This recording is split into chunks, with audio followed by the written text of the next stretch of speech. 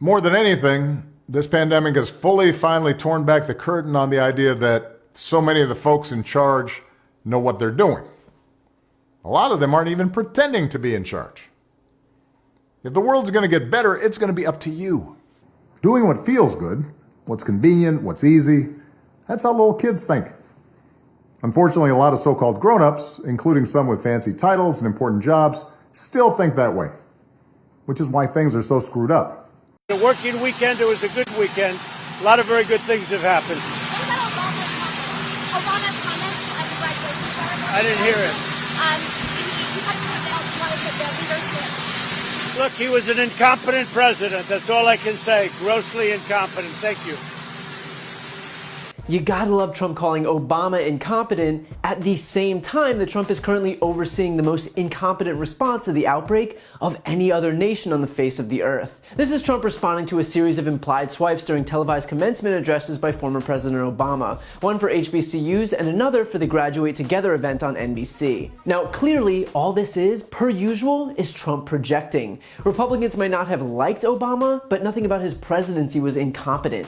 And in fact, with regard to pandemics, because Obama had deferred to public health experts and scientists as opposed to partisan impulses, the US response to a number of pandemics under Obama were hugely successful. The Obama administration kept H1N1 deaths down below 12,500 over the course of a year. They kept Ebola deaths down to 2, and they kept Zika deaths down to 1. So how the guy whose government is currently contending with 90,000 deaths in 12 weeks is going to call his predecessor incompetent is just beyond me. Consider too that the difference between Trump and Obama could not have been more pronounced with regard to how they approached their respective pandemics, because this was Obama's response. Our capacity to deal with a public health challenge of this sort rests heavily on the work of our scientific and medical community. And as our scientists and researchers learn more information about this virus every day, the guidance we offer will likely change.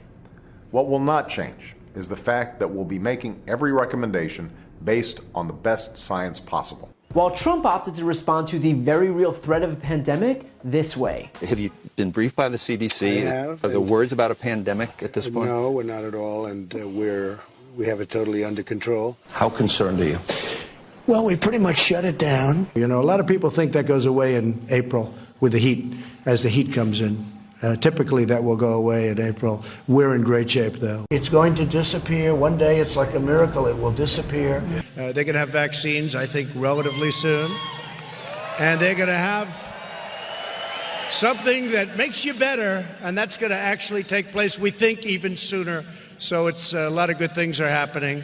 You know, we have thousands or hundreds of thousands of people that get better just by sitting around and even going to work. Some of them go to work. But as of right now and yesterday, anybody that needs a test, that's the important thing. And the tests are all perfect. Like the letter was perfect. The transcription was perfect, right? This was not as perfect as that, but pretty good.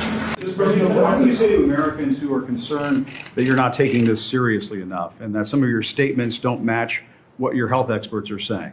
That's CNN, fake news. Go ahead. Thank you very much.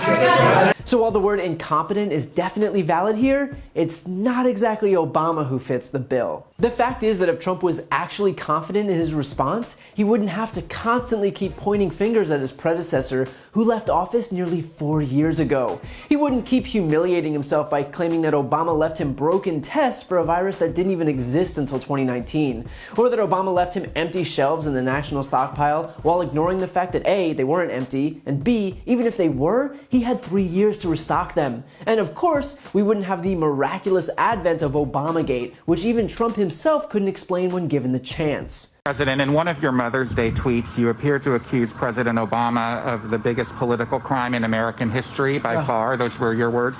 What crime exactly are you accusing President Obama of committing, and do you believe the Justice Department should prosecute him?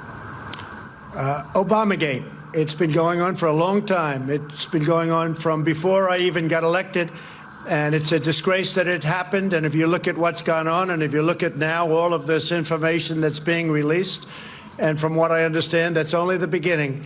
Some terrible things happened, and it should never be allowed to happen in our country again. And you'll be seeing what's going on over the coming weeks. But I wish you'd write honestly about it. But unfortunately, you choose not to do so. Yeah, John, please. Crime. What is the crime exactly that you're accusing him of? You know what the crime is. The crime is very obvious to everybody. All you have to do is read the newspapers, except yours. So here's a little tip. The next time that Trump criticizes Obama, think about whether it applies to Trump himself. Because while he can't get much right, Trump is actually quite good at projecting.